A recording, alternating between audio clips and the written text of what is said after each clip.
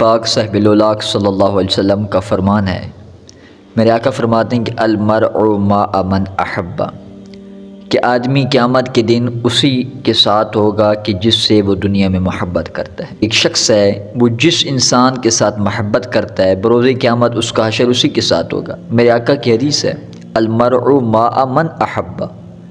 کہ دنیا میں وہ جس کے ساتھ محبت کرتا رہا بروز قیامت بھی وہ اسی کے ساتھ ہوگا۔ اگر دنیا میں وہ اچھے انسانوں کے ساتھ محبت کرتا رہا، اچھے انسانوں کو اس نے اپنا دوست بنایا، تو بروز قیامت اس کا انجام بھی انہی اچھے لوگوں کے ساتھ ہوگا۔ کسی نے برے انسانوں کو اپنا دوست بنایا، برے دوست بنائے، برے شخصوں کو اپنا دوست بنایا، تو بروز قیامت اس کا حشر بھی انہی کے ساتھ ہوگا۔ تو آقا علیہ السلام کی حدیث ہم کو سبق یہ دے رہی ہے کہ ہمیشہ اچھے دوست تلاش کرو،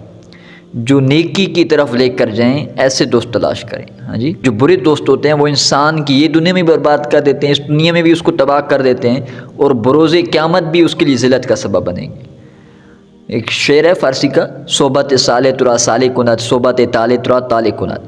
کہ اچھے انسانوں کی صحبت انسان کو اچھا بنا دیتی ہے،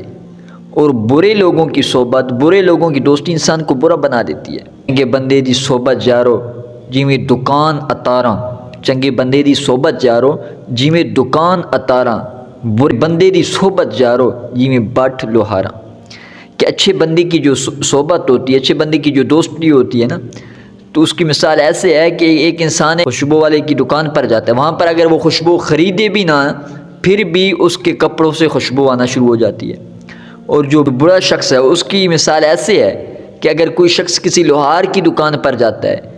جہاں پر اس نے بٹھی رکھی ہوئی ہے، لوہے کا کام کرتا ہے، وہاں پر اگر بندہ کوئی چیز خریدے بھی نہ، کوئی چیز بھی نہ خریدے، پھر بھی وہ لوہار کی بٹھی کی آگ اس کے کپڑوں کو جلا کر رکھ دے گی۔ اسی طرح اگر برے انسان کو بندہ اپنا دوست بنائے، اگر ظاہر اس کو کوئی نقصان نہ بھی ہو نا، لیکن انسان کی قیامت اس برے دوست کی وجہ سے تباہ ہو جائے گی۔ اور جو اچھا دوست ہوتا ہے، جو نمازوں کی طرف لے کر آتا ہے، جو والدین کی فرما برداری کی طرف لے کر آتا ہے، جو اچھی اچھی باتیں بتاتا ہے، جو اچھے اچھے کام سکھاتا ہے نا، وہ اس دنیا میں بھی انسان کو کامیابی کی طرف لے کر جاتے ہیں، اور بروز قیامت بھی اللہ کے سامنے انسان انہی اعمال کی وجہ سے اور اللہ کی رحمت کی وجہ سے سرخرو ہوگا۔ تو اس لیے کوشش یہ کیا کرے کہ ہمیشہ اچھے انسانوں کو دوست بنیں، جو نیکی کی طرف لے کر جاتے ہوں، غلط کاموں سے منع کرتے ہوں، برائیوں سے منع کرتے ہوں۔ اچھی کمپنی تلاش کریں، اچھے لوگوں کو تلاش کریں، کیونکہ یہ انسان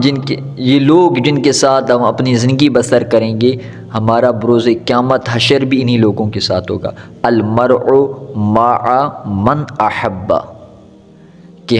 آدمی ہمیشہ اپنے دوست کے دین پر ہوتا ہے، یا آدمی کا حشر بروز قیامت اس کے دوست کے ساتھ ہوگا۔